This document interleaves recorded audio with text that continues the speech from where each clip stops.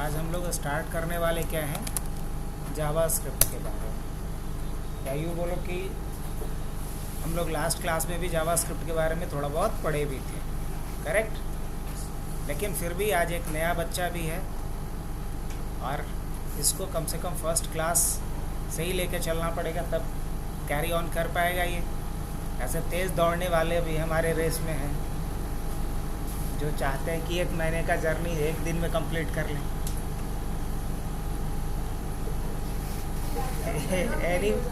हाँ, अच्छा कोई नहीं, अभी हम लोग स्टार्ट करते हैं यहाँ से। बात करते हैं जावा स्क्रिप्ट का। अब ये जावा स्क्रिप्ट अगर कोई पूछे कि है क्या, क्या जवाब देंगे हम लोग? सब लोग हम लोग पढ़े हैं ना जावा स्क्रिप्ट के बारे में। सिंगल लाइन में क्या हम रिप्लाई करेंगे? जावा स्क्रिप्ट क्या है? एक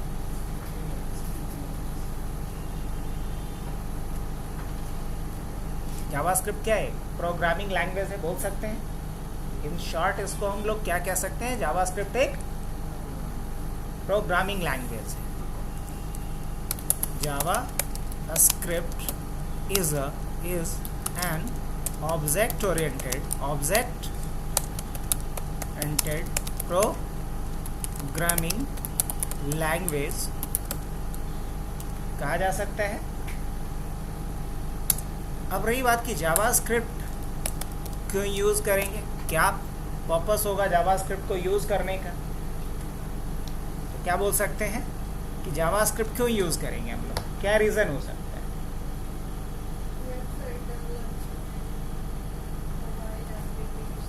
तो कह सकते हो JavaScript is one of the most popular programming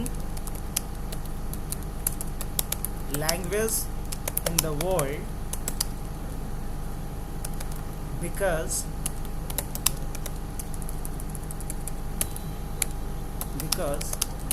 it can be used for different purpose like। अब अगर हम बात करें कि जावा स्क्रिप्ट क्यों पॉपुलर है, अगर इनफैक्ट आप गूगल सर्च करके देखो, जब भी टॉप 5 लिखोगे तो टॉप 5 में या तो फर्स्ट या सेकंड पोजीशन पे क्या रैंक कर रहा होगा? जावा स्क्रिप्ट। अगर फर्स्ट पोजीशन पे पाइथन है तो सेकंड पे जावा स्क्रिप्ट, अगर फर्स्ट पे जावा स्क्रिप्ट है तो सेकंड पे पाइथन क्या होगा? तो अगर मैं लिख रहा हूँ यहाँ पे टॉप 5 प्रोग्रामिंग लैंग्वेज,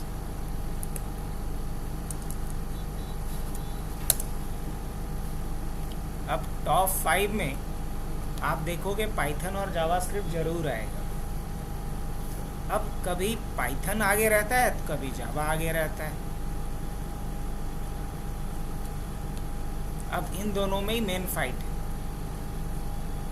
अब उसके पीछे भी रीज़न ये है कि दोनों एक वर्सेटाइल प्रोग्रामिंग लैंग्वेज है जिसमें अलग अलग तरह के काम किए जा सकते हैं।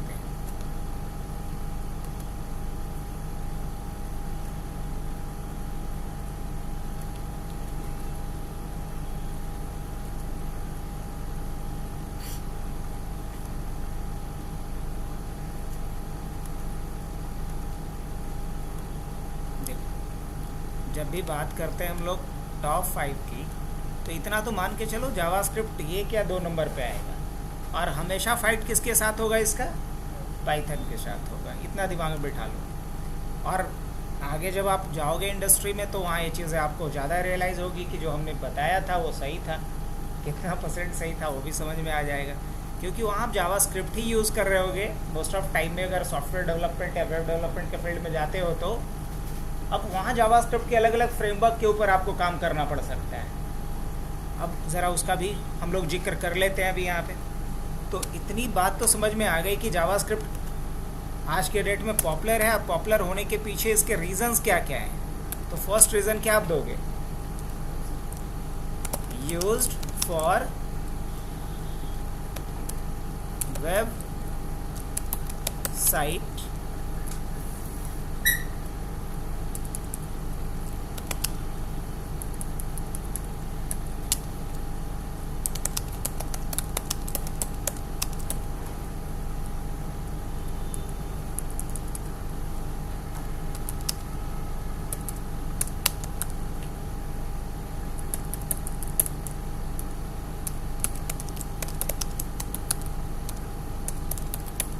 क्लाइंट साइड स्क्रिप्टिंग लैंग्वेज के रूप में यूज़ होता है, जैसे जावा JS, jQuery का नाम सुने होगे, क्या सुने होगे, jQuery का नाम सुने होगे, है ना।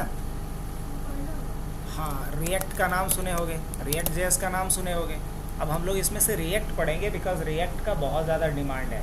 क्लाइंट साइड स्क्रिप्टिंग लैंग्वेज में जो आज के डेट में सबसे ज़्यादा ट्रेंड कर रहा है वो क्या है, React.js।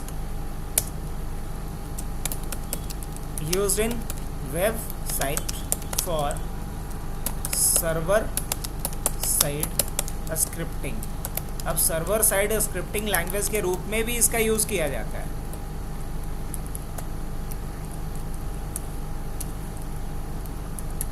और इसके लिए बहुत ही पॉपुलर एक नाम सुना होगा, Node.js। अब Node.js कुछ अलग नहीं है, जावास्क्रिप्ट का ही एक फ्रेमवर्क, जावास्क्रिप्ट का ही एक फ्रेमवर्क है जिसका नाम क्या है, Node.js। इतना ही नहीं, इसको यूज़ किया जाता है, यूज्ड इन डेस्कटॉप एप्लीकेशन।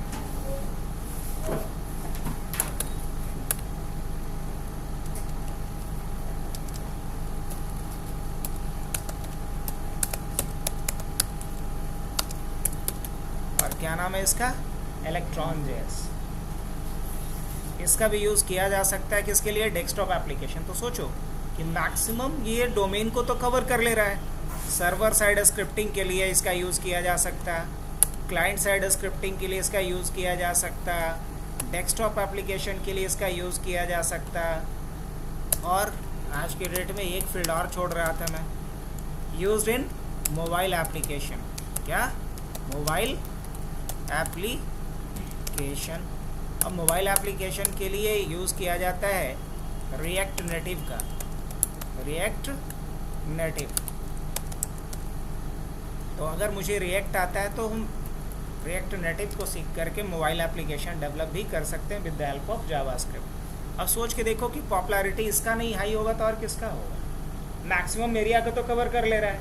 हाँ, पाइथन इस पर थोड़ा 19-20 भारी पड़ता है। रीज़न ये है कि पाइथन आज के डेट में 2-3 ऐसे डोमेन हैं आईटी इंडस्ट्री में जो आज के डेट में सबको लीड कर रहा है, जैसे ऑटोमेशन, जैसे डेटा साइंस। ये सुना हुआ लग रहा है, डेटा साइंस, ऑटोमेशन, है ना।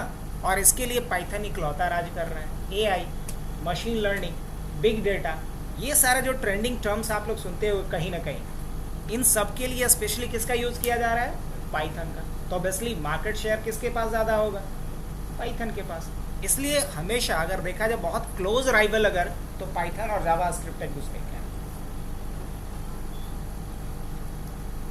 वेब डेवलपमेंट हम लोग जावास्क्रिप्ट से भी कर सकते हैं तो पाइथन से भी कर सकते हैं। मतलब जो काम ये कर रहा है वो सब काम पाइथन कर सकता है, लेकिन पाइथन जो कर रहा है वो जावास्क्रिप्ट अभी भी नहीं कर पा रहा है। इसलिए पाइथन मोस्ट ऑफ टाइम में जावास्क्रिप्ट को डिफीट कर पा रहा है और नंबर 1 का पोजीशन होल्ड करके रखा है। तो ये चीज़ें समझ में आई कि जावास्क्रिप्ट क्या है। जावास्क्रिप्ट एक ऑब्जेक्ट ओरिएंटेड प्रोग्रामिंग लैंग्वेज है जिसका इस्तेमाल या तो सर्वर साइड स्क्रिप्टिंग लैंग्वेज के तौर पे कर सकते हैं हम, क्लाइंट साइड स्क्रिप्टिंग लैंग्वेज के तौर पे कर सकते हैं, डेस्कटॉप एप्लीकेशन के लिए कर सकते हैं, या फिर मोबाइल एप्लीकेशन के लिए भी कर सकते हैं। लेकिन एक सबसे ज़रूरी बात कि आप कुछ भी सीखो, Node.js सीखो, Electron.js सीखो, React सीखो, लेकिन सबके लिए आपको सबसे पहले क्या सीखना है, जावास्क्रिप्ट। और हिस्टोरिकल बातें हम नहीं कर रहे हैं अभी आप लोगों के साथ, क्योंकि हिस्टोरिकल बातें आप निकाल लीजिएगा। जैसे हिस्टोरिकल बातें में कि कौन इसके फाउंडर कौन थे, हाँ, कब बनाया, वगैरह वगैरह। ऐसे फाउंडर का नाम हमने लास्ट क्लास में बताया भी था। क्या नाम था, ऋषि को याद रहता है, ब्रैंडन एच, है ना। तो ब्रैंडन एच जो थे वो उन्होंने मात्र कितने दिनों में, हाँ, 10 डेज में अपना प्रोजेक्ट कंप्लीट किया था। लेकिन किसके लिए काम कर रहे थे उस समय, किस ऑर्गेनाइजेशन के लिए इन्होंने काम किया और ये प्रोजेक्ट कंप्लीट किया, ये बताएगा। आप देखो सबसे पीछे बैठा हुआ है रिकी रोशन। कौन से कंपनी का प्रोजेक्ट पे काम कर रहे थे,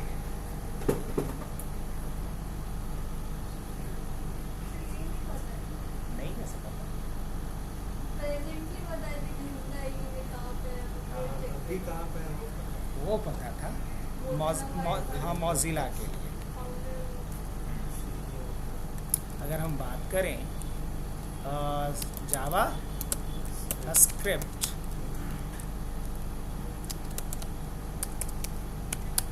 फाउंडर, तो क्या नाम था? Brendan Eich. कब उन्होंने फाउंड किया और किसके लिए? नेटस्केप के लिए काम कर रहे थे। अब ये वाला पॉइंट बड़ा इम्पॉर्टेंट है। जैसे 2-3 चीज़ें हमेशा कनेक्ट करना पड़ेगा आपको, और इंटरव्यू के एस्पेक्ट से बिल्कुल। जैसे ECMA 262 ये क्या है?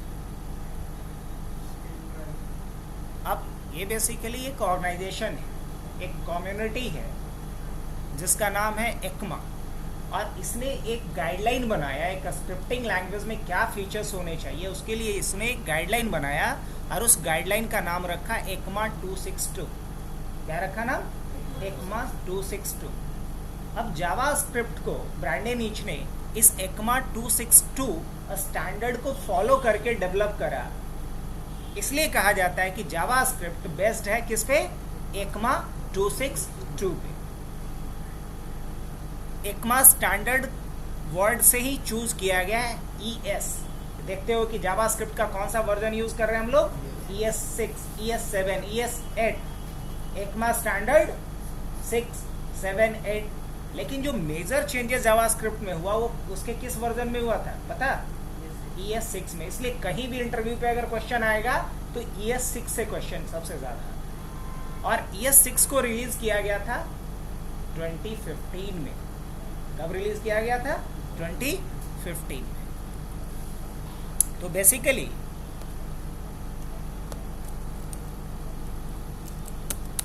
ECMA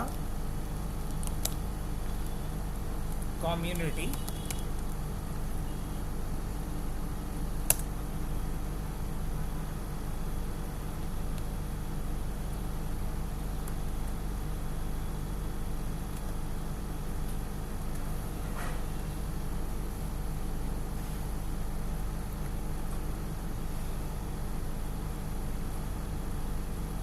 तो इसमें कंफ्यूज बिल्कुल नहीं करना है कि ECMA क्या है, ECMA स्टैंडर्ड क्या है और ES6 क्या है। इन तीनों में सबसे ज़्यादा लोगों को कंफ्यूजन होता है। किस किस में? क्या हमने बोला? ECMA और ECMA स्टैंडर्ड, और तीसरा टर्म क्या इससे मिलता जुलता है? ES, और जो भी हो सकता है, ES5 हो सकता है, ES6 हो सकता है, एक्सेट्रा, कुछ भी हो सकता है। तो इन तीनों में अंतर है। अब अगर बात करें ECMA क्या, तो ECMA क्या है? कम्युनिटी है। ECMA क्या है? एक इंटरनेशनल कम्युनिटी है। Community that define a standard for a scripting language। एक स्क्रिप्टिंग लैंग्वेज के लिए क्या स्टैंडर्ड होना चाहिए? जो स्टैंडर्ड डिफाइन करता है उसी को क्या बोला गया? उसको बोला गया ECMA। उस कम्युनिटी का नाम रखा गया ECMA। अब ECMA स्टैंडर्ड क्या है? क्या बोलेंगे?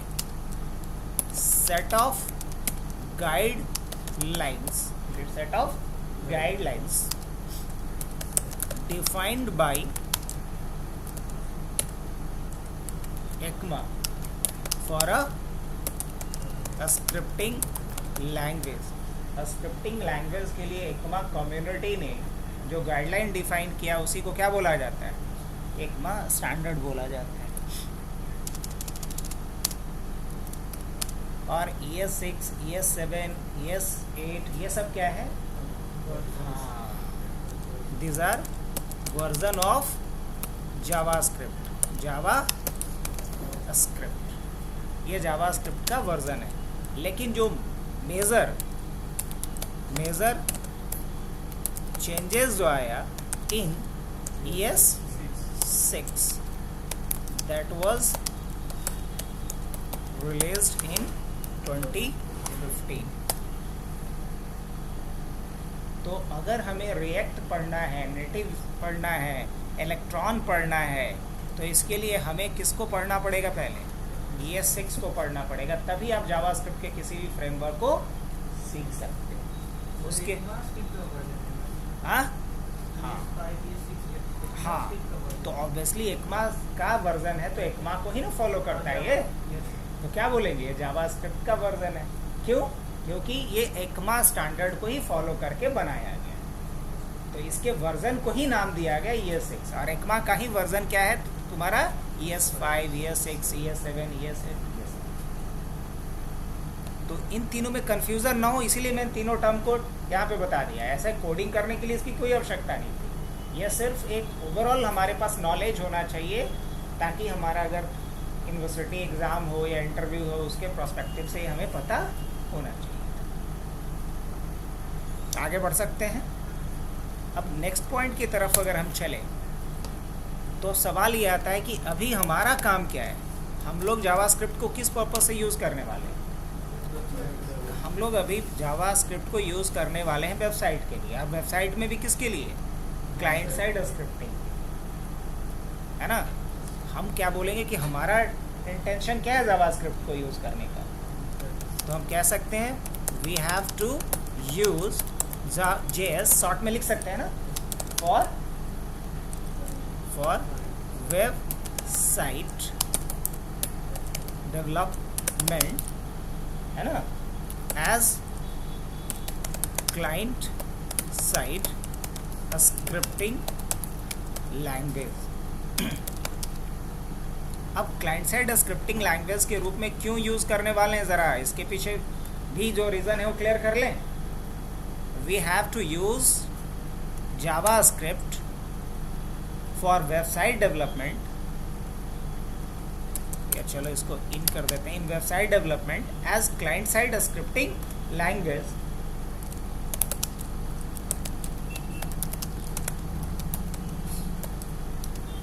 और क्या पर्पस होगा अपना? याद है कल वाली बातें कि भूल गए सब लोग? क्या पर्पस हो सकता है हमारा? पढ़ना एग्जैक्टली हम नहीं चाहते कि वेबसाइट ऐसा बना दें जहाँ की यूज़र आकर के बोर हो जाए, अपने हिसाब से कोई ना क्वेरी कर सके ना उसके हिसाब से कंटेंट उसको चेंज हो करके मिले। हम ये चाहते हैं कि हमारे वेबसाइट को कोई भी अगर क्लाइंट विज़िट करे, कोई भी यूज़र विज़िट करे तो हमारे वेबसाइट के साथ इंटरेक्ट कर सके। अगर उसने कोई वहाँ पे अपना इनपुट डाला, कोई क्वेरी फीड किया, तो उसके हिसाब से उसको कंटेंट चेंज होके मिलना चाहिए। तो हम कह सकते हैं कि हम लोग जो क्लाइंट साइड स्क्रिप्टिंग लैंग्वेज के रूप में क्या यूज़ करेंगे, जावास्क्रिप्ट, उसका मेन पर्पस क्या होगा? हाँ, टू मेक द वेबसाइट, क्या बोलेंगे, इंटरैक्टिव। वेबसाइट को इंटरैक्टिव बनाना, that is the primary goal of using JavaScript as a client side scripting language. Second thing, हाँ, to make the website dynamic और इट्स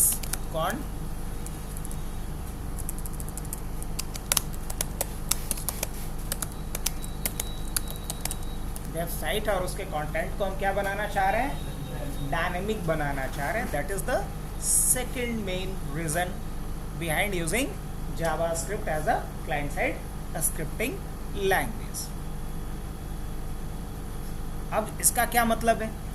मैं ये चाह रहा हूँ कि बिना पेज को रिफ्रेश किए हुए, बिना पेज को रीलोड किए हुए पेज का कंटेंट बदल जाए किसी बटन पे क्लिक करने पे, किसी हेडिंग पे होवर करने पे, है ना। तो इस तरह का हम चाहते हैं कि बटन पे जैसे ही हम क्लिक करें तो एक नया से पॉपअप खुले, एक फॉर्म आए हमारे पास, उस फॉर्म में हम जो भी डेटा फिल करें उसके हिसाब से हमें अलग तरह का फिर पेज मिले। तो इस तरह का अगर कंटेंट हम चाहते हैं कि डायनेमिकली चेंज हो, तो इसके लिए किसका इस्तेमाल करेंगे हम लोग? जावास्क्रिप्ट का इस्तेमाल। अब इसके बाद नेक्स्ट थिंग,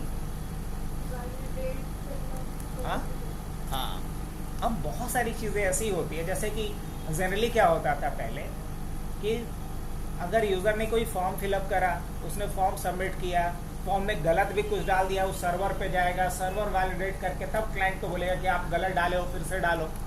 तो ये कितना स्लो प्रोसेस होगा, सोच के देखो। मतलब क्लाइंट ने पहले फिल कर लिया, फिल करने के बाद फॉर्म सबमिट किया, फॉर्म सर्वर साइड पे पहुंचा, सर्वर साइड पे वैलिडेट हुआ, उसमें एरर दिखा, वापस क्लाइंट को हम पॉपअप करेंगे कि आप ये चेंजेस करो, फिर से आप करेक्शन करके तब सबमिट करो। हो सकता है फिर क्लाइंट ने कुछ गलती किया, तो ये क्या होगा, बहुत डिले होगा।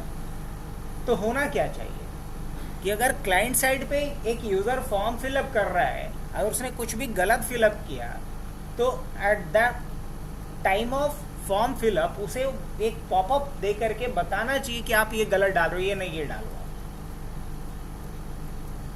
कैसा रहेगा? तो हम चाहते हैं कि फॉर्म वैलिडेशन क्लाइंट साइड पे पहले हो जाए, सर्वर पे बाद में हो। तो हम क्या बोलेंगे, क्लाइंट साइड फॉर्म वैलिडेशन। ये बहुत इंपॉर्टेंट एक जॉब में से होता है वेबसाइट डेवलपमेंट में, बिकॉज जब भी आप कोई फॉर्म देते हैं तो फॉर्म में कोई कुछ भी डाल दे ये तो सही नहीं है। फॉर्म जब भी कोई फिलअप करे तो फॉर्म प्रॉपर तरीके से फिलअप होना चाहिए, हाँ कि ना। अब मान लिया जाए कोई हबनेट के ही फॉर्म पे आता है,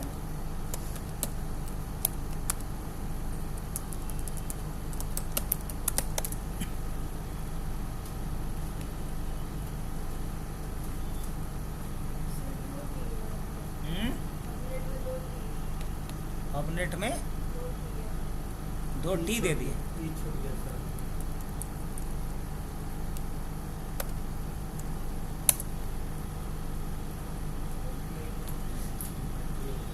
अब सही है ना? अभी भी स्पेलिंग सही नहीं, hub net tech dot net, अब सही है। इस नाम से यूआरएल हो सकता था पहले से, क्या किसी का होगा डोमेन नेम लिया हुआ, इसलिए उसका, और उसमें हो सकता है एसएसएल इनेबल्ड नहीं था। हमें क्यों लगा कि मेरा नहीं है या स्पेलिंग गड़बड़ था, क्योंकि उसमें क्या दिखा रहा था, इनसिक्योर। अब वो तभी रहेगा इनसिक्योर जब उस पर एसएसएल इनेबल नहीं रहेगा। एसएसएल सिक्योर सॉकेट लेयर को बोलते हैं, जो कंटेंट को इनक्रिप्ट करने के लिए यूज़ किया जाता है। कंटेंट को इसलिए इनक्रिप्ट करा जाता है ताकि सर्वर और क्लाइंट के बीच में जब कंटेंट हमारा डाउनलोड और अपलोड हो रहा हो तो बीच में कोई मैन इन मिडिल अटैक करके हमारे कंटेंट को चेंज ना कर सके, मॉड टेम्पर ना कर सके, इंफॉर्मेशन को बीच से कोई चुरा ना सके। इसके लिए हम कंटेंट को क्या करते हैं, इनक्रिप्ट। क्योंकि क्लाइंट और सर्वर के बीच जो सेशन एस्टैब्लिश होगा, उस सेशन को कोई मैन इन मिडिल अटैक करके हमारे सेशन से डेटा को चुरा ना सके, इसके लिए सर्वर और क्लाइंट के बीच जो सेशन बनना चाहिए वो क्या होना चाहिए, इनक्रिप्टेड सेशन होना चाहिए। जैसे कि देखते हो कि व्हाट्सएप वाला भी ऐड करता है ना, एंड टू एंड इनक्रिप्शन। तो क्या हुआ कि सर्वर और क्लाइंट के बीच जो सेशन बनेगा वो एक इनक्रिप्टेड सेशन होगा, और इनक्रिप्टेड सेशन पे अगर कोई अटैक भी करके डेटा को अगर निकालना चाहे तो पॉसिबल नहीं। समझ में आई बात? तो कंटेंट को इनक्रिप्ट करने के लिए क्या चाहिए, सर्टिफिकेट चाहिए। देखो यहाँ कनेक्शन इज क्या है, सिक्योर। लेकिन अगर कोई ऐसा वेबसाइट जिस पे एसएसएल इनेबल्ड नहीं है, वहाँ क्या लिखेगा, कनेक्शन इज। अब यहाँ से देख सकते हो सर्टिफिकेट के बारे में।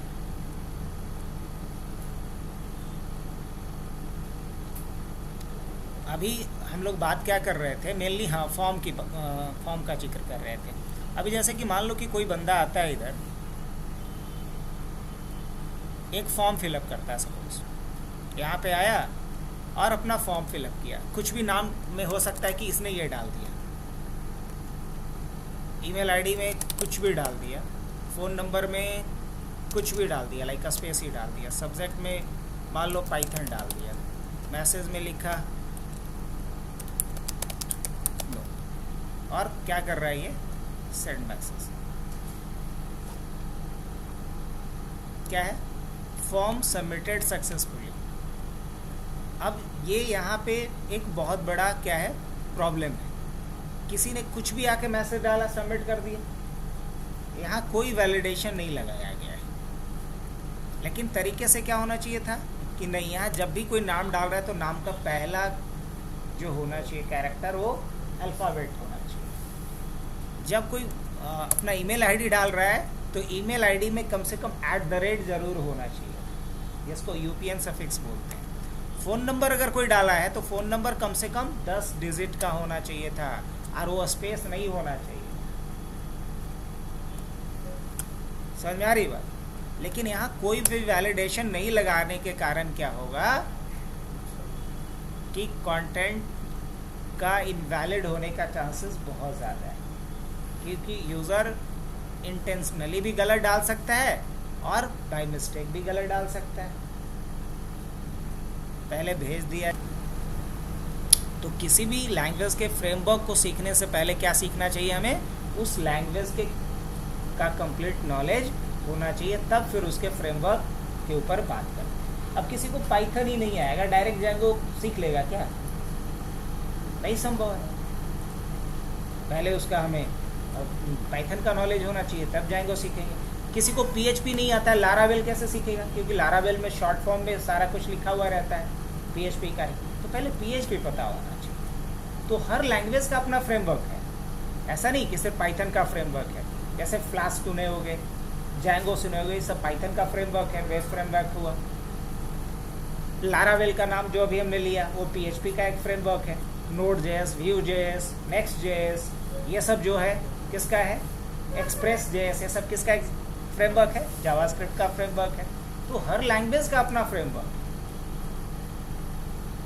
बेसिकली इसलिए बनाया जाता है ताकि जब आप एक्सपर्ट लेवल पे काम कर रहे हो तो स्क्रैच से आपको हर एक चीज़ को लिखना ना पड़े, उसका एक स्ट्रक्चर पहले से बना हुआ रहे। सिर्फ आप इनपुट वाला कोड लिखो, बाकी आउटपुट के लिए कोड उसमें पहले से लिखा जा चुका है, उसी फॉर्मेट में आपको आउटपुट मिलने वाला है। ये फ़ायदा होता है कि फ्रेमवर्क जब यूज़ करेंगे तो हमारा जो डेवलपमेंट टाइम ओवरऑल है वो बहुत कम हो जाता है, क्योंकि हर चीज़ को आपको स्क्रैच से पूरा प्लान करने की ज़रूरत नहीं होती।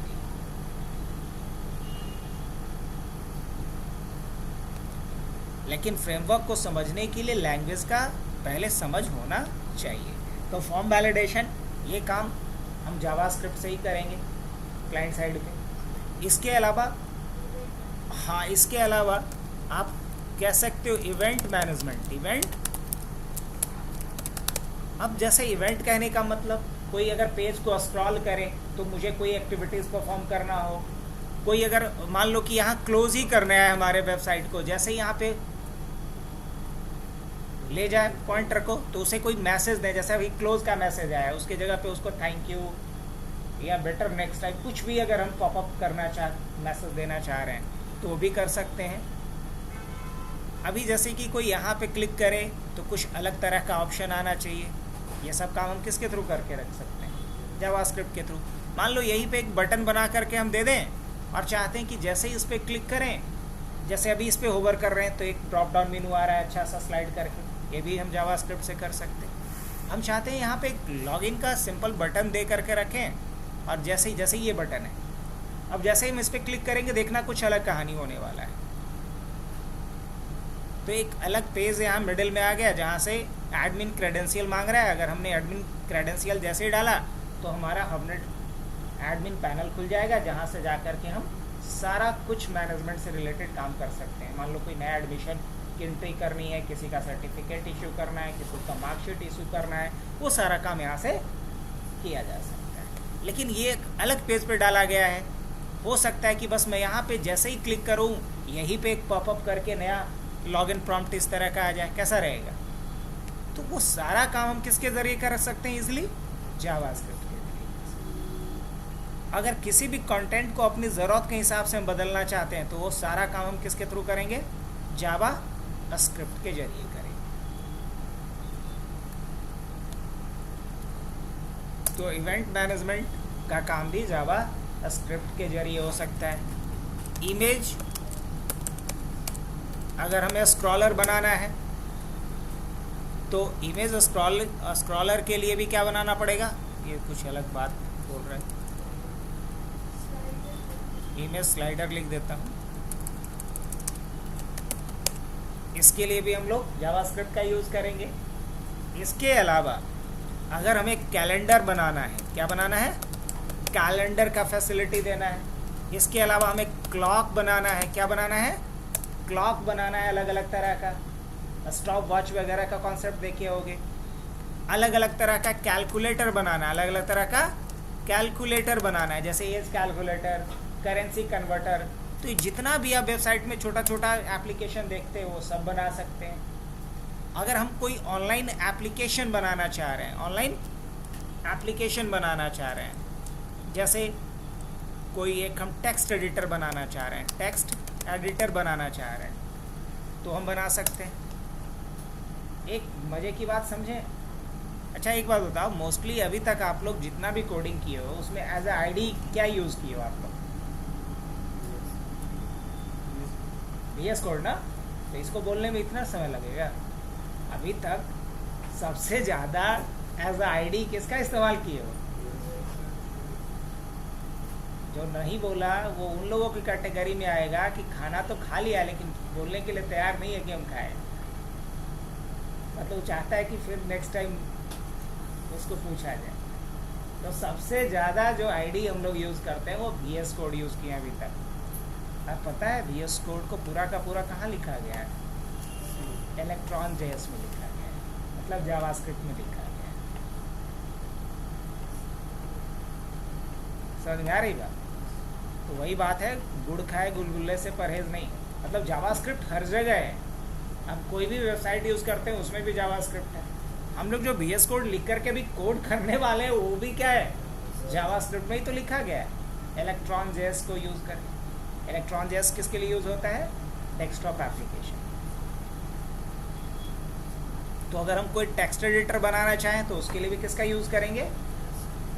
जावा स्क्रिप्ट का। अब उसके अलावा और भी बहुत सारा OTP जनरेटर बहुत बेसिक चीज़ है। OTP जनरेटर किसकी मदद से बना सकते हैं हम लोग? जावास्क्रिप्ट की मदद से। Random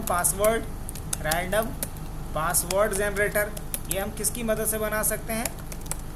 JavaScript. ऐसे बहुत सारे प्रोजेक्ट होंगे जिसको हम लोग किसकी मदद से कर रहे होंगे? जावास्क्रिप्ट की मदद से कर रहे होंगे।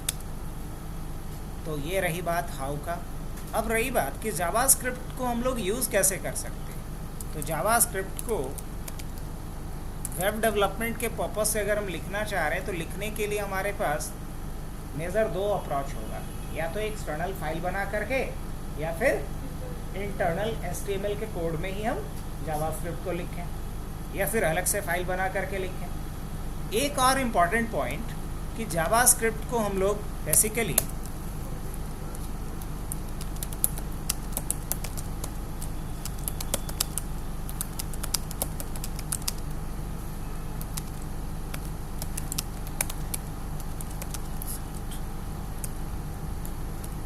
A JavaScript code can be used in a web project as, क्या कह सकते हैं? पहला इंटरनल और दूसरा क्या? एक्सटर्नल। इंटरनल और एक्सटर्नल का मतलब तो समझ में आ रहा है ना सबको? अगर हम HTML के फाइल में ही अगर जावास्क्रिप्ट के कोड को लिखते हैं तो क्या बोलेंगे उसको? Internal JavaScript. और अगर जावास्क्रिप्ट का एक अलग फाइल बनाते हैं और HTML में उसको लिंक करते हैं तो क्या बोलेंगे? एक्सटर्नल। अब नेक्स्ट जो एक इम्पॉर्टेंट पॉइंट है जिसका समझ होना बहुत ज़रूरी है वो क्या है? लोडिंग अप्रोच क्या होता है जावास्क्रिप्ट का? क्या बोलेंगे? लोडिंग मैकेनिज्म या loading approach of a JavaScript code. तो जावास्क्रिप्ट कोड का लोडिंग अप्रोच क्या होता है?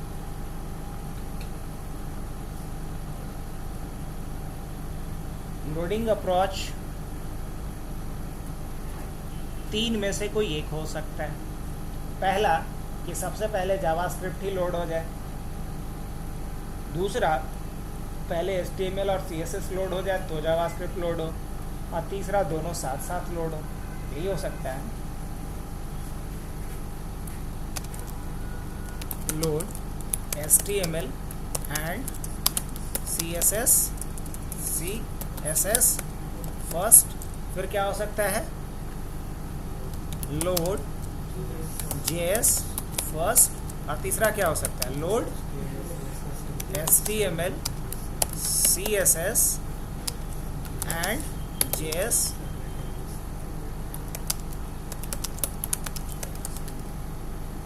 तीन अप्रोच हो सकते हैं,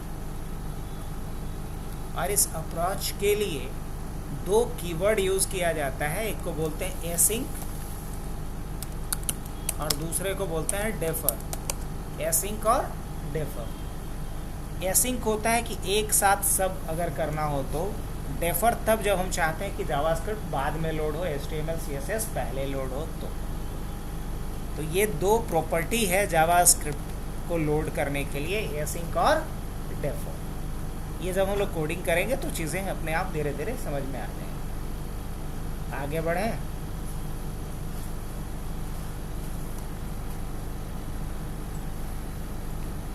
एक सबसे इम्पॉर्टेंट चीज़ हमने यहाँ पे नहीं लिखा है तो उसको भी लिख देते हैं। हालांकि वो पॉइंट लिख ही दिया हूँ, टू मेक द वेबसाइट और इट्स कंटेंट डायनेमिक हो गया।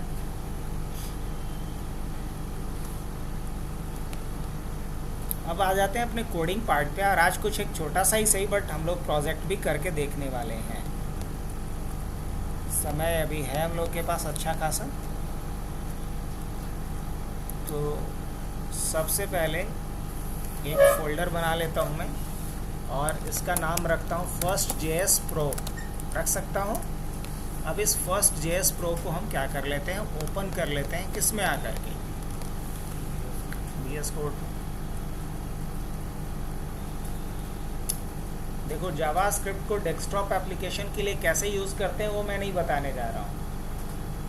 अभी हम लोग फोकस्ड हैं सिर्फ किसके ऊपर, वेबसाइट के लिए। वो किसी और दिन बता देंगे जब बोलोगे, तो पहले इसको कंप्लीट कर लेते हैं देन आफ्टर। अब यहाँ आकर के एक फ़ाइल बनाता हूँ मैं, और क्या होगा index.html, और एक फ़ाइल बना लेता हूँ मैं क्या style.css, और एक फ़ाइल बना लेता हूँ मैं action.js का, जावास्क्रिप्ट का। अब फ्रंट एंड का प्रोजेक्ट है तो तीन फाइल तो चाहिए।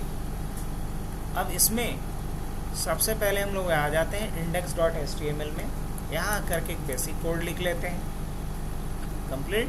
अब जावास्क्रिप्ट का कोड आप या तो इंटरनल लिख सकते हैं या एक्सटर्नल लिख सकते हैं।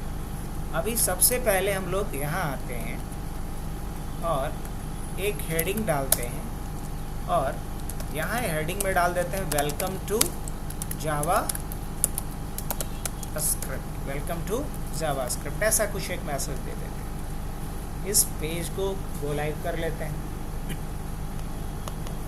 वेलकम टू जावास्क्रिप्ट ऐसा आ रहा है लिख करके। अब हम जावास्क्रिप्ट का भी कुछ कोड लिखना चाहते हैं, तो जावास्क्रिप्ट का जब भी कोड लिखिए आप इंटरनली या लिंक इवन कीजिए, तो प्रॉपर इसके लिए पोजीशन क्या होता है, क्योंकि जावास्क्रिप्ट का कोड हेवी होता है रैदर देन HTML CSS, तो इसको हमेशा बॉडी के आखिरी लाइन के रूप में लिखिए आप। ऐसे कहीं भी आप लिखेंगे तो एरर नहीं आएगा, लेकिन बॉडी के आखिरी लाइन में लिखिए। अब कैसे लिखिएगा, आपको लिखना है स्क्रिप्ट, और स्क्रिप्ट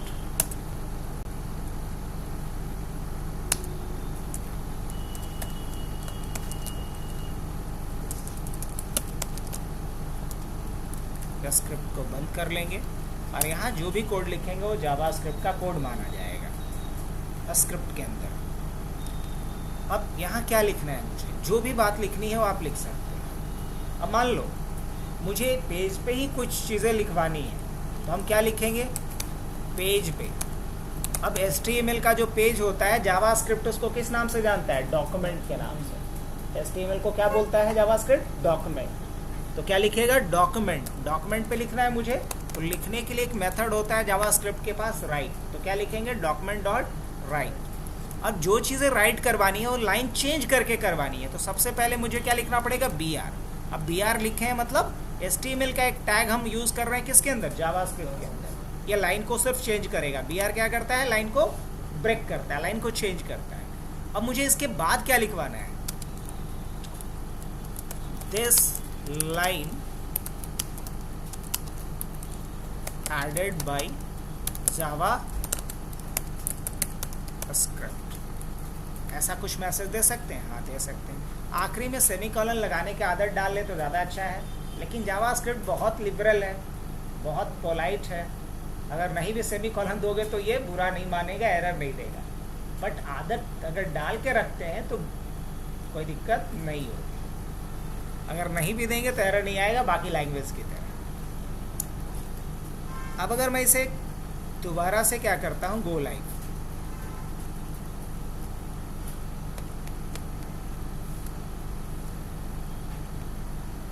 अभी यहाँ कुछ इशू है। अब इशू क्या है, ज़रा इसको देखते हैं। डॉक्यूमेंट डॉट राइट, ये तो ठीक है। इशू ये है कि इसको हमें पहले बाहर लिखना चाहिए था। क्या लिखना चाहिए था? बाहर में लिखना चाहिए था, BR ऐसे कर करके, और इसको कॉन्केटिनेट कर देना चाहिए था। क्या कर देना चाहिए था? कॉन्केटिनेट। कॉन्केटिनेट का मतलब होता है जोड़ देना, मिला देना, राइट। Control S. अब दोबारा आकर के हम रिफ्रेश करते हैं एक बार, लेकिन कभी भी कुछ गड़बड़ है, एक बार इंस्पेक्ट करके देखते हैं हम।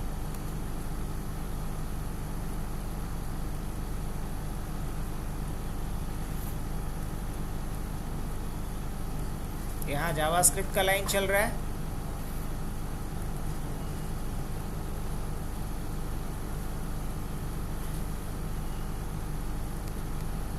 अब आप लोग के दिमाग में एक चीज़ और आ रहा होगा कि ये जावास्क्रिप्ट का कोड रन कैसे कर लेता है ब्राउज़र। तो ब्राउज़र के पास एक इंजन होता है जिसको सो कॉल्ड इंटरप्रेटर आप बोल सकते हो, और हर ब्राउज़र में इंटरप्रेटर अलग अलग नाम से आता है। जैसे अगर हम क्रोम यूज़ कर रहे हैं तो क्रोम में जो इंटरप्रेटर है उसका नाम होता है V8। क्या नाम होता है? V8। तो अलग अलग ब्राउज़र के पास जावास्क्रिप्ट का अलग अलग इंटरप्रेटर होता है, जिसको कि क्या बोलते हैं? जावास्क्रिप्ट इंजन बोलते हैं। वो बेसिकली जावास्क्रिप्ट के कोड को क्या करता है? इंटरप्रेट और रन करता है। अब यहाँ पे कुछ गड़बड़ हो रही है। क्या बोल रहा है? Reference error, document is not defined. Document is not defined.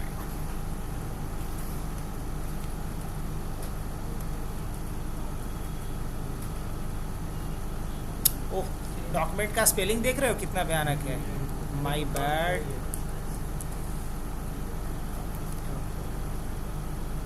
वापस से आते हैं, क्या आ गया? This line has been added by JavaScript. अब हमने HTML में नहीं लिखा है इसको, कहाँ लिखा है?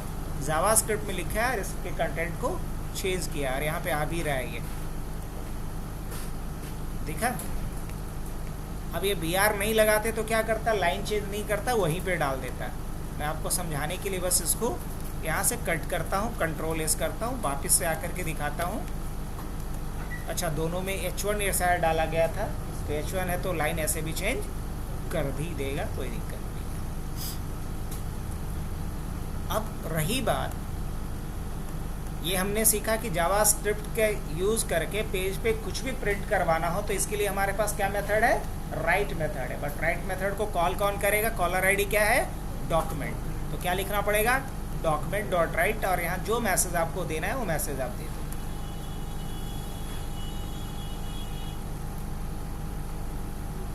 ठीक है। अब हम ये चाहते कि एक्सटर्नल भी जावास्क्रिप्ट के फाइल को यूज़ करें। क्या ऐसा हो सकता है? जी हाँ, हो सकता है। यहाँ पे है ना बना हुआ। इसमें मैं कुछ लिखना चाह रहा हूँ, जैसे एक अलर्ट देना चाह रहा हूँ, तो क्या लिखेंगे? अलर्ट। और अलर्ट क्या डालना है? Hello JS. ऐसा कुछ अलर्ट देना चाह रहा हूँ, हेलो जेएस। अब इस जेएस वाले फाइल को हमें यहाँ क्या करना पड़ेगा? लिंक करना पड़ेगा। तो क्या लिखता हूँ मैं यहाँ पे?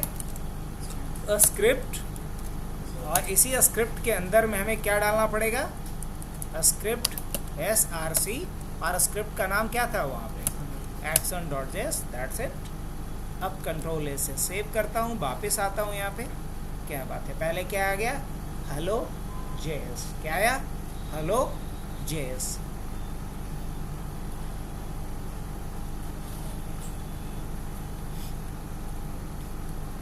अब यहाँ हम लोग क्या यूज़ कर सकते हैं? डेफर, जो बार बार बोल रहे थे ना, डेफर एआईएसिंग कहाँ यूज़ करोगे? वो यहाँ कर सकते हैं, डेफर। अब जब इसके बाद हम लोग दोबारा आते हैं यहाँ पे, अभी तो एक बार ओके करना होगा। अब देख रहे हो ये बाद में आ रहा है, पहले कंटेंट कौन सा आ रहा है, नहीं समझ में आया होगा, मैं फिर से दिखाता हूँ आप लोगों को। डेफर लिखने का फ़ायदा क्या मिलेगा, इस स्क्रिप्ट में हम क्या प्रॉपर्टी पास किए हैं, डेफर, इसमें भी क्या पास किए हैं, डेफर। अगर डेफर पहले पास नहीं करके देखते हैं क्या होता है, करेक्ट, तो ज़्यादा आप अच्छे से समझ पाओगे, एनालाइज कर पाओगे। अभी मैंने हटा दिया। अभी मैंने क्या किया, एक इनलाइन हमने जावास्क्रिप्ट का कोड लिखा, एक हमने एक्सटर्नल जावास्क्रिप्ट को यहाँ पे लिंक किया है, और action.js ऑलरेडी बना हुआ है जिसमें हमने एक छोटा सा फंक्शन कॉल किया जिसका नाम है अलर्ट है, एक मैसेज मैंने दिया है एज ए अलर्ट बॉक्स। अब जब इसे हम क्या करते हैं, गो लाइव करेंगे तो क्या होगा, पहले अलर्ट वाला ही चल जाएगा। आप ध्यान से देखना, इसमें ऑर्डर ये चला, हेलो जेएस आया, सब लगभग एक टाइम पे आया है। अगर तरीके से देखेंगे तो सब क्या आ रहा है, लगभग एक टाइम पे आ रहा है। नहीं तो फिर से मैं एक बार करता हूँ गो लाइव, नज़र आप लोग गड़ाए रखना, पहले क्या लोड होता है, देन क्या लोड होता है। कंटेंट बहुत कम है तो तुरंत लोड हो जाएगा, है ना। लेकिन मैं चाहता हूँ कि नहीं बाद में आए, पहले ये आए, फिर ये आए, फिर ये आए, जिस ऑर्डर में उसी ऑर्डर को ये फॉलो करें। क्या ऐसा कर सकते हैं? जी हाँ, कर सकते हैं। अब अगर चाहते हैं कि एक साथ आए तो हमें यहाँ यूज़ करना होगा ए सिंक। क्या यूज़ कर सकते हैं हम? ए सिंक। आपके पास दो ऑप्शन है, या तो ए सिंक यूज़ करें या क्या यूज़ करें, या डेफर यूज़ करें।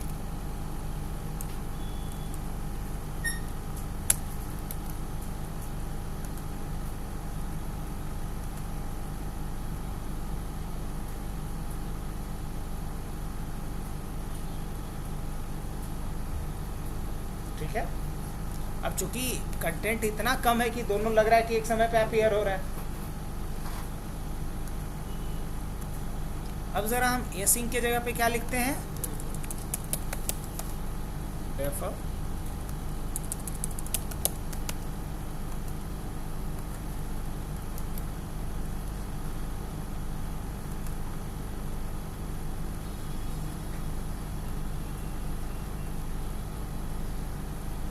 कंटेंट वन आफ्टर अनदर आएगा। डेफर करने का ये मतलब होता है कि दोनों या जितने भी आप एलिमेंट यूज़ कर रहे हो सबके बीच क्या होगा, डिफरेंस होगा, एक साथ नहीं आएगा। डेफर यूज़ करने का ये फ़ायदा होता है। अब कल क्या हो रहा था कि पहले क्या आ जा रहा था, जावास्क्रिप्ट का कोड, तो HTML लोड हो रहा था, जो हम क्या कह रहे थे कि तरीके से नहीं होना चाहिए। इसके लिए क्या यूज़ करेंगे, डेफर का कॉन्सेप्ट। चलो अभी कोई दिक्कत नहीं, पहले लोड हो रहा है बाद में लोड हो रहा है, बस समझा दिए कि डेफर क्या करता है। अब आगे बढ़ते हैं नेक्स्ट कॉन्सेप्ट की तरफ। तो सबसे पहले चीज़ क्या था कि हम इंटरनल जेएस को भी यूज़ कर सकते हैं और एक्सटर्नल जेएस को भी यूज़ कर सकते हैं। अब ज़रा हम चलते हैं नेक्स्ट पॉइंट की तरफ कि जावास्क्रिप्ट में कुछ हमें पढ़ना पड़ता है वो देखें, या कुछ प्रोजेक्ट ओरिएंटेड क्या लेके चलें। पहले सारे टॉपिक्स को क्लियर करें कि प्रोजेक्ट करते चले। प्रोजेक्ट करते चलेंगे तो कुछ चीज़ें बाउंस भी मारेगा, क्योंकि डायरेक्ट हम लोग उसका यूज़ करेंगे, पहले उसके बारे में सुना भी नहीं है।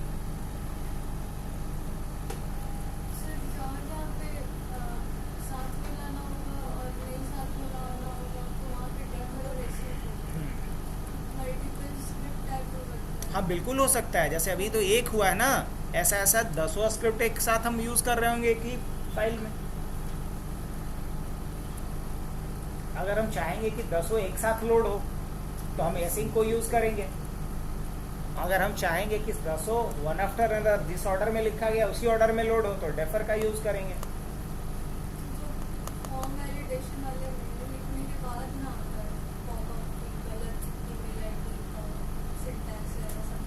वो तो बात की बात है, हम तो पूरे जावास्क्रिप्ट को लोड करने की बात कर रहे हैं, तुम सिर्फ उसके पर्टिकुलर इवेंट्स की बात कर रही हो।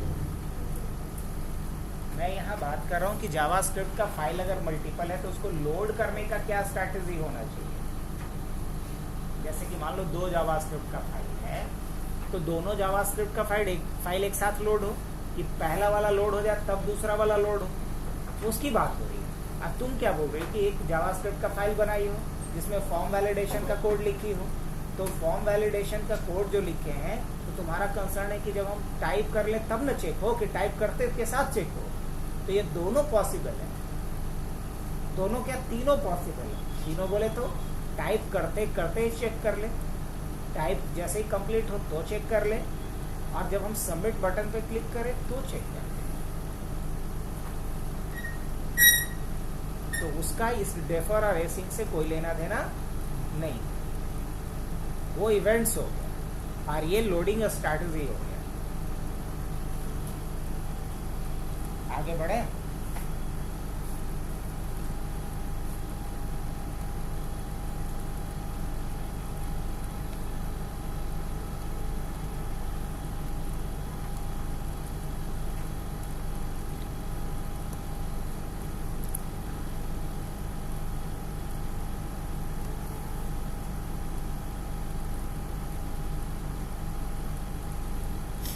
सारे चीज़ों को मैं हटा रहा हूँ, और मुझे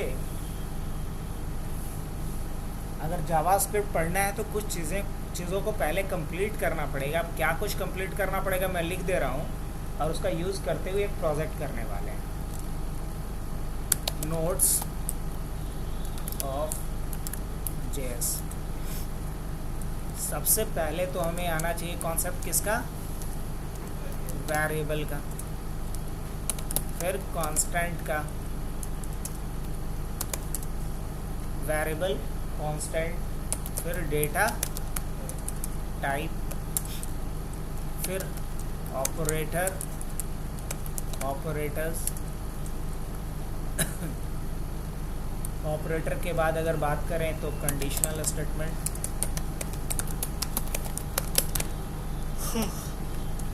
कंडीशनल स्टेटमेंट में भी इफ एल्स हो गया और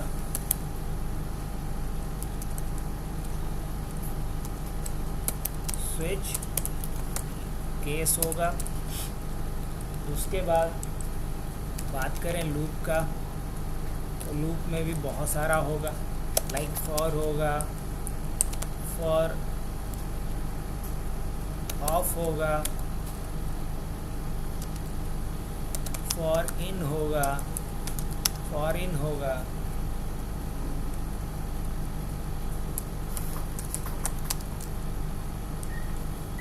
वाइल होगा, डू वाइल होगा, वाइल होगा, डू वाइल होगा। ये सारे लूप के बारे में हम लोग को देखना पड़ेगा। लूप के बाद हम लोग देखेंगे control statement. Control statement control statement में हम लोग क्या देखेंगे, ब्रेक, कॉन्टिन्यू, क्या होता है ब्रेक, क्या होता है कंटिन्यू, क्या काम है इसका, क्या यूजेस है। कंट्रोल स्टेटमेंट भी जब देख चुका होगा तो एरे देखना होगा। एरे जब देख चुके होंगे तो ऑब्जेक्ट देखेंगे। ऑब्जेक्ट जब देख चुके होंगे तो हमें ओप्स का कॉन्सेप्ट यहाँ पढ़ना पड़ेगा, जो बहुत ज़रूरी है। ओप्स के बाद फिर अगर हम बात करें तो हमें फंक्शन के बारे में बहुत डीपली पढ़ना पड़ेगा। अब फंक्शन में हम लोग बहुत सारा अलग अलग फंक्शन देखेंगे। नॉर्मल फंक्शन के बारे में बात करेंगे, एरो फंक्शन के बारे में बात करेंगे,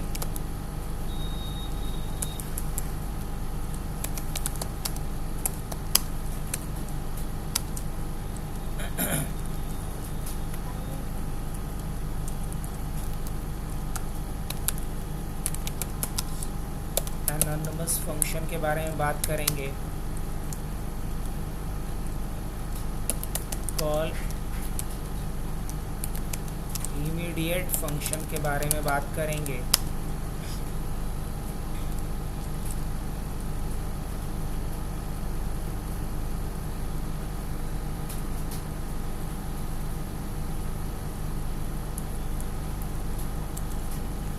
और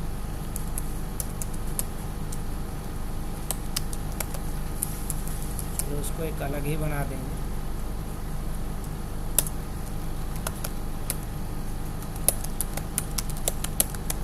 कुछ प्रीडिफाइंड फंक्शंस के बारे में बात करेंगे हम लोग।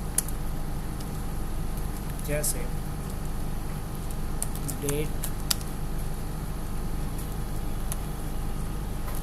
मैथ,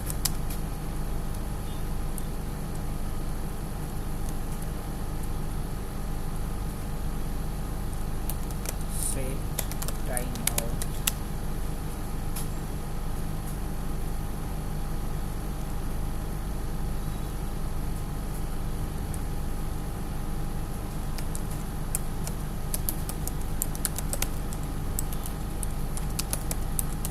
ये कुछ इम्पॉर्टेंट फंक्शन से बहुत सारा प्रोजेक्ट किया जाता है। इन सारे फंक्शंस के बारे में सीखेंगे।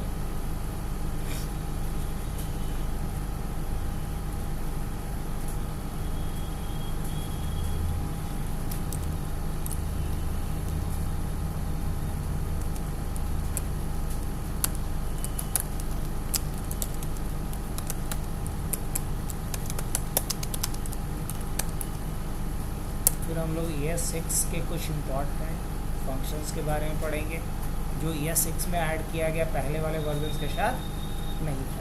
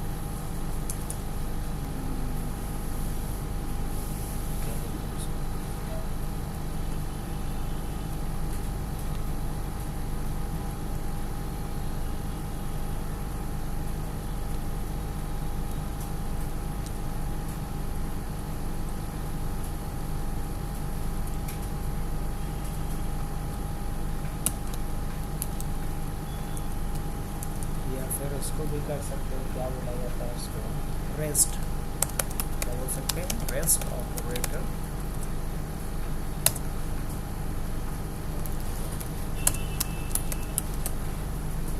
तो ये कुछ न्यू फीचर्स के बारे में भी हम लोग यहाँ पर पढ़ेंगे। उसके बाद मेन कहानी शुरू होगा हमारा प्रोजेक्ट से। तो कुछ चीज़ें पहले कवर करनी पड़ेंगी, अगर नहीं भी करेंगे। हाँ, प्रोजेक्ट से पहले most important thing that is document object model, ये हमें पता होना चाहिए। डॉक्यूमेंट ऑब्जेक्ट मॉडल, डोम के बाद अगर बात करें तो ब्राउज़र ऑब्जेक्ट मॉडल के बारे में पता होना चाहिए। उसके बाद अगर बात करें तो नेक्स्ट सेशन के बारे में पता होना चाहिए।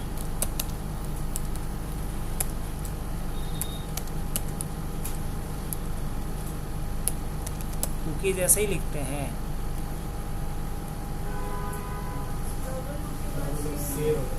हाँ, डबल ओ के बाद कुकीज़ अब सही है, वेबसाइट वाला कुकीज़, तो कुकीज़ हो जाएगा, सेशन हो जाएगा। इसके अलावा जो सबसे ज़रूरी है आज के डेट में, अगर क्लाइंट साइड स्क्रिप्टिंग के रूप में यूज़ कर रहे हो तो डेटा का रिप्रेजेंटेशन भी ज़रूरी है। तो इसके लिए क्या सीखना पड़ेगा, जेसन, जावास्क्रिप्ट ऑब्जेक्ट नोटेशन। तो अगर इतने टॉपिक्स को हम कवर कर लिए तो उसके बाद समझ लो कि हम किसके लिए एलिजिबल हैं, वेबसाइट भी कम्प्लीटली बना सकते हैं, प्लस किसी भी फ्रेमवर्क को सीखने के लिए एलिजिबल। आगे बढ़े। अब सबसे पहले ये वाला जो मॉडल है ना, ये सबसे इम्पॉर्टेंट, क्योंकि यहाँ हम लोग ये सीखते हैं कि HTML के किसी भी एलिमेंट्स को कैसे टारगेट करते हैं, उसको कैसे चेंज करते हैं, उस पर कैसे अलग अलग एक्शन परफॉर्म करते हैं, ये सारी बातें हम लोग कहाँ सीखेंगे, डॉम मॉडल से सीखते हैं। अब कैसे करेंगे, चलो इन्हीं सारे चीज़ों को हम लोग यहाँ से देखते हैं। सबसे पहले मान लो कि मुझे एक बैकग्राउंड चेंजर बनाना है। क्या बनाना है, एक बैकग्राउंड चेंजर बनाना है, ताकि अलग अलग बटन दूं और उस बटन पे क्लिक करें तो उसके हिसाब से क्या होना चाहिए, उसका बैकग्राउंड का कलर चेंज होना चाहिए। कैसे कर सकते हैं इस काम को, तो HTML में क्या लिखेंगे,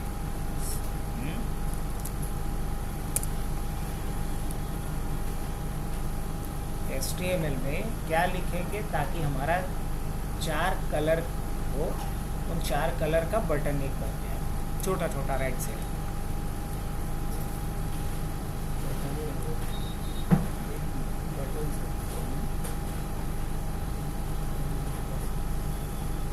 नहीं समझ में आया।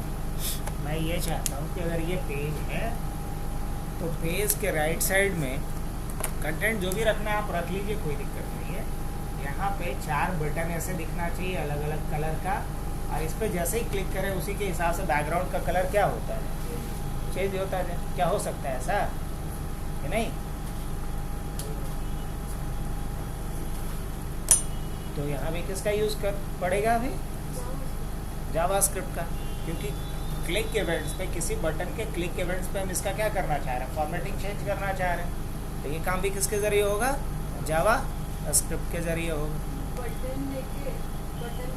तो बटन देंगे कैसे, पहले ये बताओ। तू लोग बड़ा मस्ती कर रहा है, पढ़ कम रहा है और रैंडली ज़्यादा कर रहा है। बताओ कैसे बटन बनेगा। हमको इस तरह का एक सर्कल शेप में बटन 4 बनाना है, सिर्फ लिखेंगे कैसे बनेगा,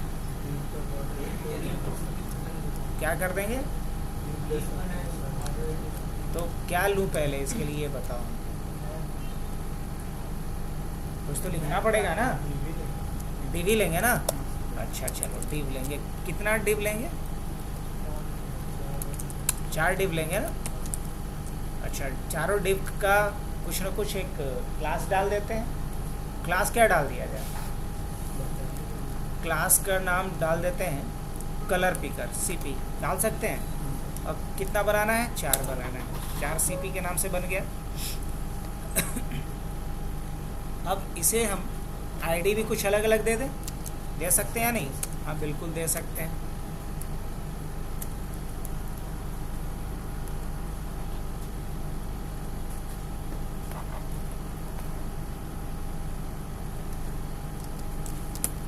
ID इस पे डाल देते हैं, मान लो CP1, और इसका ID क्या डाल देते हैं, CP2, और इसका ID क्या डाल देते हैं, CP3, और इसका ID डाल देता हूँ मैं CP4। अभी अगर आउटपुट देखेंगे तो बिल्कुल कुछ भी समझ में नहीं आएगा, क्योंकि कुछ भी अभी मैंने करा ही नहीं है।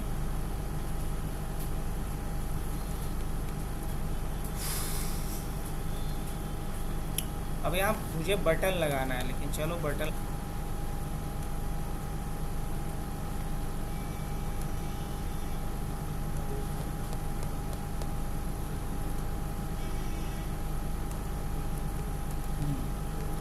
इसे टारगेट करने के लिए हम लोग एक काम करते हैं, यहाँ पे लिंक कर लेते हैं किसको, और क्या नाम था, स्टाइल ना। अब सबसे पहले style.css में आए, क्या लिखना पड़ेगा हमें ये बताओ। सबसे पहला काम क्या कर लेना चाहिए मुझे, यूनिवर्सल सेलेक्टर, और यूनिवर्सल सेलेक्टर में किसको टारगेट कर लेना चाहिए,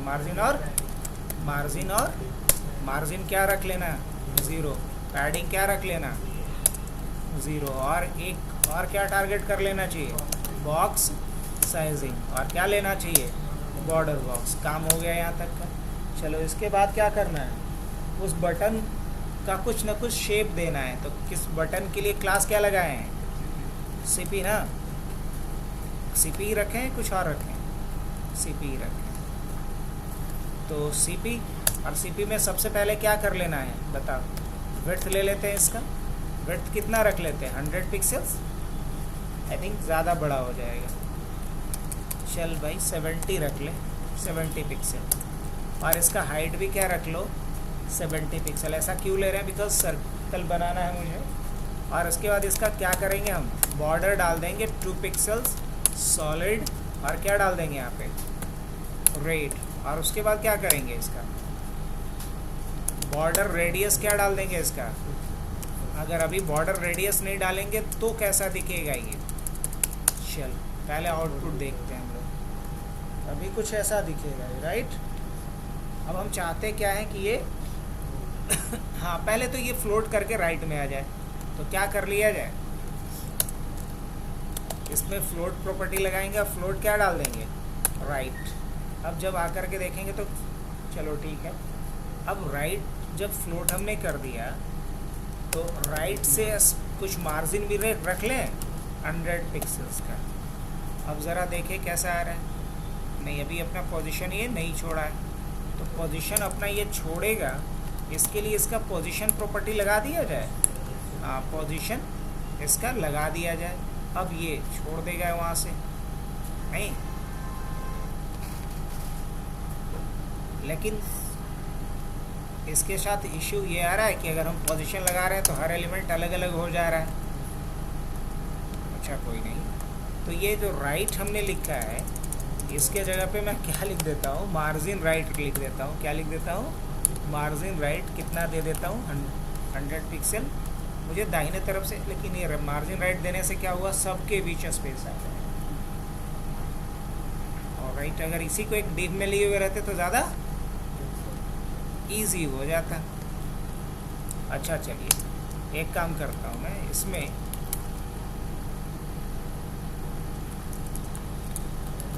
मार्जिन अगर हम लें और ज़्यादा नहीं 10 पिक्सल्स का ले लेते हैं चारों तरफ से, अब होपफुली ज़्यादा अच्छा आएगा। अच्छा ऐसा आ रहा है ना। अब उसके बाद हम लोग क्या कर लेते हैं, फ्लोट राइट, ठीक है, नॉट बैड। अब मैं ये चाहता हूँ कि ये सर्कल में कन्वर्ट हो जाए। अरे 50-70 अच्छा नहीं लग रहा है, बहुत बड़ा लग रहा है। इसको 50 कर लेते हैं और इसको भी 50 कर लेते हैं। सबसे पहले डिज़ाइनिंग वाला काम पूरा। अब मैं चाहता हूँ कि ये सर्कल में चेंज हो जाए। तो सर्कल में चेंज करने के लिए क्या करना पड़ेगा, इसका बॉर्डर रेडियस क्या डालना पड़ेगा, 50%। जैसे ही बॉर्डर रेडियस 50% किए, ये चलो जैसा हम चाहते थे वैसा कन्वर्ट हो चुका है। अब मुझे ये करना है कि इसको, इसमें कलर अलग अलग दे देना है और इस पर कुछ शेडो भी लगा देना है। तो शेडो लगाने के लिए क्या करेंगे हम, शेडो के लिए हम डालेंगे यहाँ पे बॉक्स शेडो, और लेफ़्ट राइट से 0 पिक्सल्स, टॉप बॉटम से भी 0 पिक्सल्स, ब्लर रेडियस डाल दो 10 पिक्सल्स का, और रेडियस बॉर्डर का कितना हो, मतलब शेडो का रेडियस कितना हो, 7 पिक्सल्स या मान लो 5 पिक्सल्स। और कलर कौन सा, वाइट में वाइट तो पते नहीं चलेगा। अब पता चल रहा है चारों तरफ से इस तरीके का कुछ। अब इसमें सब में अलग अलग कलर हम डाल देना चाह रहे हैं। क्या डाल सकते हैं, हाँ बिल्कुल डाल सकते हैं। तो इंडिविजुअल अब टारगेट करना पड़ेगा। तो इंडिविजुअल टारगेट करने के लिए क्या लेते हैं, CP1। अब CP1 का बैकग्राउंड कलर क्या डालते हैं, RGB रखते हैं, तो इसको रेड रख लेते हैं। एक को रेड लेते हैं, ये रेड हो गया।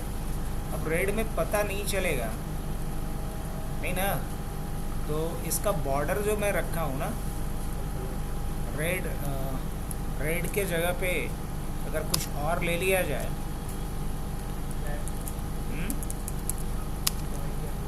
वाइट ले लें। इस वाले में वाइट तो दिख जाएगा, चलो कोई दिक्कत नहीं, लेकिन वाइट वाले में वाइट नहीं दिखेगा।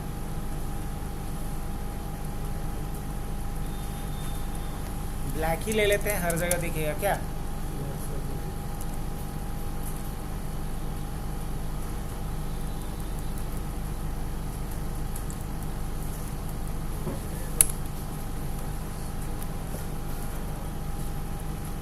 दिख जाएगा।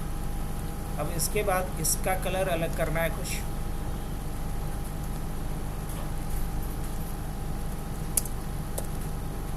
CP2 RG, G मतलब ग्रीन,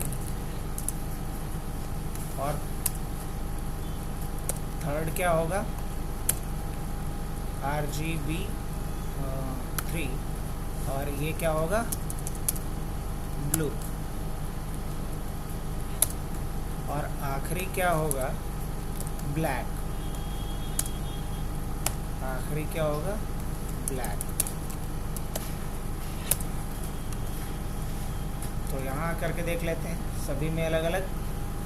अब इसके हिसाब से जैसे ही इस पर क्लिक करें तो उसके हिसाब से क्या होना चाहिए, बैकग्राउंड का कलर चेंज होना चाहिए। तो पहली बात कि यहाँ जब हम माउस को लेकर के आए तो इसका पॉइंटर चेंज होना चाहिए, लगना चाहिए कि क्लिकेबल है। तो ऐसा करने के लिए मुझे ऑलरेडी एक CSS का प्रॉपर्टी पढ़े हैं जिसका नाम क्या है कर्सर। आप कर्सर क्या ले लेंगे, पॉइंटर। अब आकर के देखो जैसे ही यहाँ ला रहे हैं तो अलग है, यहाँ ला रहे हैं तो ये। अब हम चाहते हैं जैसे ही इस पर क्लिक करें तो इसके अकॉर्डिंगली क्या हो जाना चाहिए, बैकग्राउंड का कलर चेंज हो जाना चाहिए। क्या हो रहा है अभी, नहीं हो रहा है। तो ये काम हम किसके थ्रू कर सकते हैं, जावास्क्रिप्ट के थ्रू कर सकते हैं। तो अब कहानी शुरू होता है किसका, ये अभी तक कहानी किसका था सर, CSS और HTML का।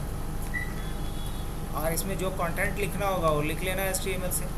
जावास्क्रिप्ट के लिए हम लोग यहाँ आ जाते हैं, और इसमें आकर के हम लोग क्या करने वाले हैं, सबसे पहले तो यहाँ पे हमें एक फंक्शन बनाना पड़ेगा। डायरेक्ट फंक्शन पे ही कूदना पड़ेगा, क्योंकि ये काम हम किसके ज़रिए करने वाले हैं, फंक्शन की मदद से। किसी पर्टिकुलर इवेंट्स पे किसी पर्टिकुलर फंक्शन को कॉल करना होगा। अब जैसे मान लो यहीं पे मुझे कोई फंक्शन कॉल करना है, तो हमें यहाँ पे लिखना पड़ेगा एक फंक्शन का नाम कुछ भी। तो मान लो कि यहाँ पे मैं लिख देता हूँ ऑन क्लिक। ऑन क्लिक क्या है, एक इवेंट है। ऑन क्लिक क्या है, एक इवेंट है। मैं चाहता हूँ कि यहाँ ऑन क्लिक करने पे कोई एक फंक्शन कॉल हो, और फंक्शन का नाम कुछ भी हो सकता है। मान लो फंक्शन का नाम दे देते हैं background changer, background changer, that's it. इस तरीके से बैकग्राउंड चेंजर। अब यही चीज़ हम क्या करते हैं, यहाँ से कॉपी करते हैं सेम सेट ऑफ कोड को, और यहाँ भी आ जा, कंट्रोल भी, और इसमें भी कंट्रोल भी। अब ये BC नाम का एक फंक्शन कॉल करेगा कब, जब हम उस बटन पे क्लिक करेंगे तब। लेकिन BC नाम का कोई फंक्शन बना भी तो होना चाहिए। तो हाँ, बना लेते हैं। फंक्शन बनाने के लिए जावास्क्रिप्ट में एक कीवर्ड लिखना पड़ता है फंक्शन, और उसके बाद फंक्शन का नाम, उसके बाद pair of a small bracket, फिर कर्ली ब्रैकेट। अब यहाँ जो भी कोड मेरे को लिखना है वो लिख दो, आप जो भी लिखना है वो लिख दो, है ना। अब हम चाहते ये हैं कि जैसे ही इस पर क्लिक करें तो होना क्या चाहिए, एक अलर्ट दे दो। चलो समझाने के लिए बस एक अलर्ट अभी ले रहे हैं, क्लिक बाय यूज़र, बस यही एक मैसेज आ जाना चाहिए। चेक करके देखें। अब जैसे ही हम रिफ्रेश करेंगे पेज को, यहाँ किसी पे भी क्लिक करेगा यूज़र तो एक पॉपअप आना चाहिए, क्लिक बाय यूज़र। क्या आ रहा है, यहाँ नहीं आ रहा है। अब क्यों नहीं आ रहा है, रीज़न इसका क्या है, क्योंकि देखो आपने यहाँ पे फंक्शन बना दिया BC के नाम से, चलो ठीक है, उसमें एक अलर्ट भी डाल दिए, हाँ ये भी सही है। HTML में इसको लिंक किए हैं कहीं, नहीं किए, तो लिंक नहीं किए हैं तो काम कैसे करेगा।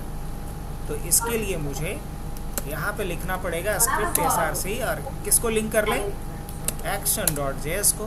कंट्रोल S करते हैं, वापस से यहाँ पे आते हैं, रिफ्रेश करते हैं।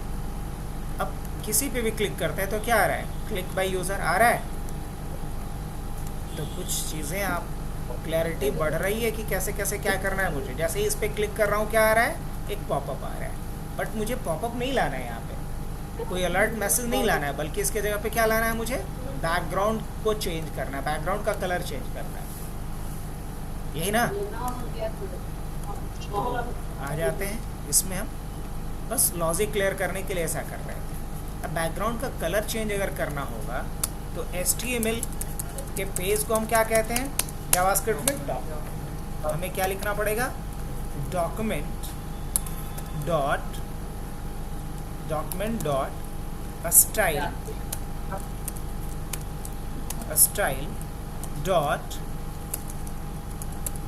डॉक्यूमेंट डॉट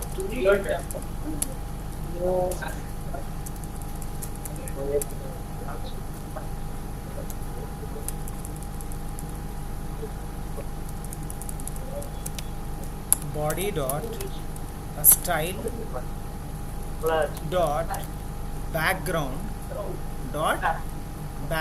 कलर, कहीं दिख रहा है बैकग्राउंड कलर, और यहाँ बैकग्राउंड कलर जो भी आप डालना चाह रहे हो वो डाल दो। मान लो बैकग्राउंड कलर मैं कैसा डाल देता हूँ, लाइट LIGHT लाइट ब्लू। अब देखते हैं अगर एक कलर सपोर्ट करेगा तो काम कर जाना चाहिए अपना। सेव करता हूँ, रिफ्रेश करता हूँ। अब किसी पे भी क्लिक करेंगे तो बैकग्राउंड कलर क्या हो जा रहा है, देख रहे हो, किसी पे भी क्लिक करोगे तो वही हो जाएगा। अभी जैसे ये हो गया, इस पे भी क्लिक करेंगे तो क्या हो जाएगा, लाइट ब्लू। रिफ्रेश करते हैं, शायद अब हम लोग रिजल्ट के बहुत करीब पहुंचने वाले हैं। यहाँ क्लिक कर रहे हैं फिर भी हो जा रहा है। वंस अगेन हम रिफ्रेश करते हैं, इस पर क्लिक किए फिर भी लाइट ब्लू हो जा रहा है। चलो बढ़िया। यहाँ अब आते हैं तो भी लाइट ब्लू हो जा रहा है, बट ऐसा नहीं होना चाहिए, सब पे अलग अलग कलर आना चाहिए।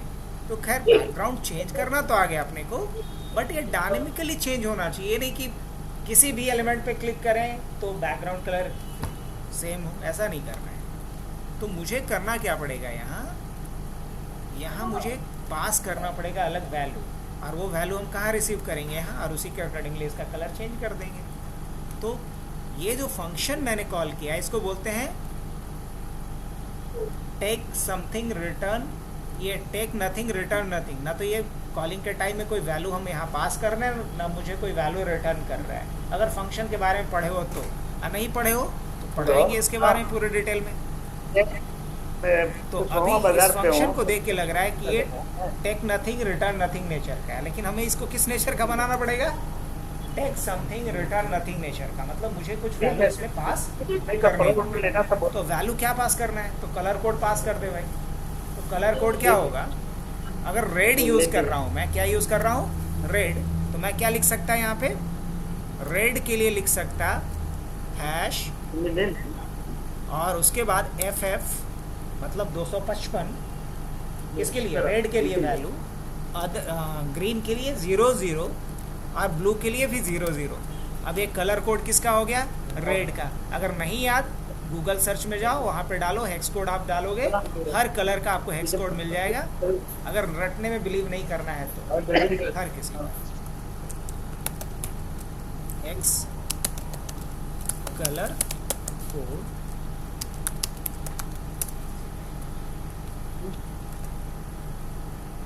अब यहाँ से जा कर के उठा लो, जो भी कलर कोड है सबका मिल जाएगा। यहाँ से बनाया भी कुछ कलर चाहिए, आप उठा लो यहाँ से जाकर। अगर नहीं उतना याद रखना है तो, अगर याद है तो भी सही बात। चल नेक्स्ट क्या बनता है यहाँ पे, RG, सेकंड क्या उठाना है, G के लिए। तो ग्रीन के लिए क्या होगा, रेड का वैल्यू 00, ग्रीन का वैल्यू 255 बोले तो FF, और उसके बाद ब्लू के लिए वैल्यू क्या होगा, 00।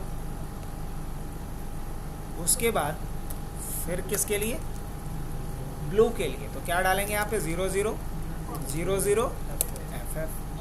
और उसके बाद ब्लैक के लिए, ब्लैक करने के लिए क्या करना पड़ेगा, सारा वैल्यू क्या कर देंगे, फुल, R का, G का, B का, तो क्या बन जाएगा, ब्लैक। तो क्या डाल सकते हैं, FF, ये हुआ ब्लैक के लिए। तो ये कॉलिंग के टाइम में हमने पास किया। अब मुझे इसी को क्या कर लेना है, रिसीव कर लेना है।